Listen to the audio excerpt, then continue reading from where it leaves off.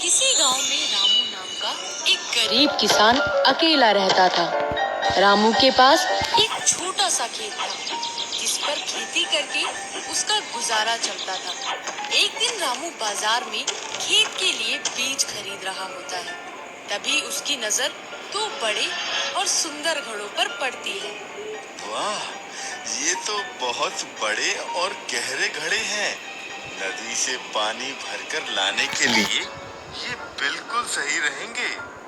वैसे भी घर में रखे उस छोटे घड़े में बहुत कम पानी आता है। रामू बीज छोड़कर उन दोनों घड़ों को खरीद लेता है और घर की तरफ बढ़ने लगता है। ये मुझे बहुत अच्छी चीज मिल गई। कल से मैं हर रोज इन्हीं दोनों घड़ों में पानी भरकर लाया करूंगा।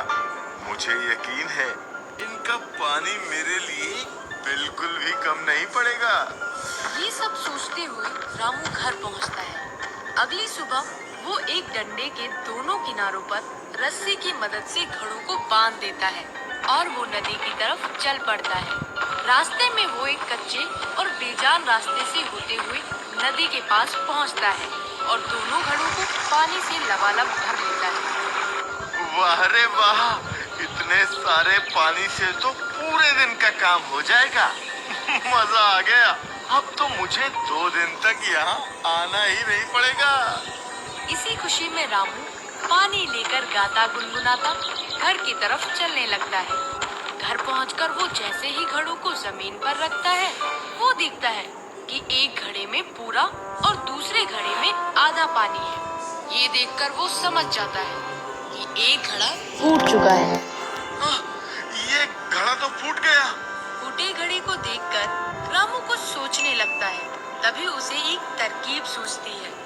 अरे फूटा हुआ है तो क्या हुआ, मेरे पास इसके लिए भी काम है। इसके बाद रामू दोनों घड़ों का पानी मिट्टी के एक बड़े बर्तन में पलट देता है और खेत में काम करने चला जाता है। इसी तरह दिन बीतते जाते हैं और रामू हर रोज दोनों घड़ों को लेकर नदी पर जाता रहता है। ये देखकर फूटे घड़े को खुद पर शर्म आने लगती है। मैं फूटा हुआ हूँ। ये बात पता होने के बाद भी मालिक रोज मुझे अपने साथ नदी पर लेकर जाते हैं। मुझे बिल्कुल अच्छा नहीं लगता। मैं इनकी मेहनत को बेकार नहीं कर सकता। फूटा घड़ा ये सब सोच ही रहा होता है कि तभी साबुत घड़ा फूटे घड़े से बोलता है। तुम रोज आधा पानी रास्ते में गिराते हो और एक मैं हूँ जो रोज पूरा पानी नदी से घर तक लेकर आता हूँ। तुम्हारे जैसा बेकार आज तक मैंने नहीं देखा। साबुत घड़े की बात सुनकर फूटे घड़े को बहुत बुरा लगता है। अगली सुबह जब रामू घड़ों को उठाने आता है तो फूटा घड़ा रोते हुए उससे कहता है, मालिक, मैं फूटा घड़ा हूँ। हमेशा आधा पानी गिरा देता हूँ, फिर भी आप रोज मुझे साथ लेकर जाते हैं। कृपया आज मुझे घर पर ही रहने दीजिए। मैं आपकी मेहनत को और खराब नहीं करना चाहता। घड़े की बात सुनकर रामू उसे अपने हाथों में उठाता है और बोलता है, तुम सिर्फ अपनी बुराई देख रहे हो, पर मैं शुरू से ही उस बुराई के साथ छुपी अच्छाई को भी देख रहा हूँ। इसलिए मुझे कभी भी तुम में कोई कमी दिखाई नहीं दी। मुझ में कोई अच्छाई नहीं है। आपको मेरी जगह कोई दूसरा घड़ा खरीद लेना चाहिए।